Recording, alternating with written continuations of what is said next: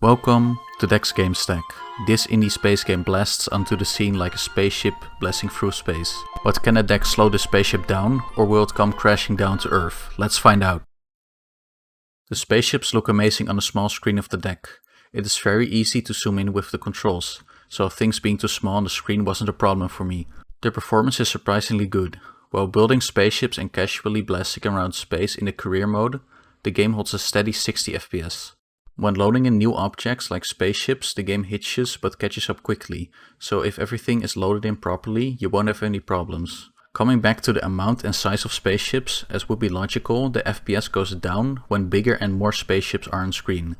In general, the game will stay above 30 FPS, and only in extreme situations, which don't occur normally in the game, the FPS drops below 30 FPS. Only once you push this game to the limit, the game will become unplayable, so overall the performance is very good and the game will always be playable under regular gameplay circumstances. Cosmoteer comes with a built-in control scheme. All functionality, as described on the game's Steam page, is accessible through the Steam Deck's controller. The left joystick is used to move the camera and the right stick is used to tilt and zoom in and out. Selecting different screens like the ship designer and the paint menus can be done by clicking on the left trackpad in the radial menu it shows. The cursor is controlled by the right trackpad and the two mouse buttons are split between the left and right triggers. Just as with other keyboard and mouse based games on the deck, this control scheme works perfectly. Another important feature in the game is the control of time and the pausing of it. The speeding up of time, pausing of time and showing the inside of the ship can be done with the D-pad. These were the most important controls, the rest of the buttons are allocated to less important functions, like pausing the game.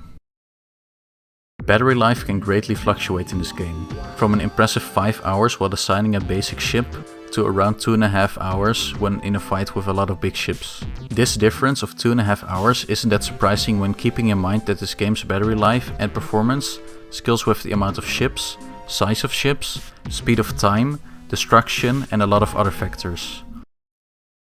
Because of the simple graphics of this game, the fan hovers around 2000 RPM with a small ship, and I've even seen it not spin at all at 0 RPM. When fighting another small ship, the deck's fan can go up to 3000 RPM, and when the fight is over it scales down to 2000 RPM again, or it turns off completely. The highest the fan speed will go is 4000 RPM when a lot of big ships are fighting. Overall, I was very surprised with this indie gem on the deck.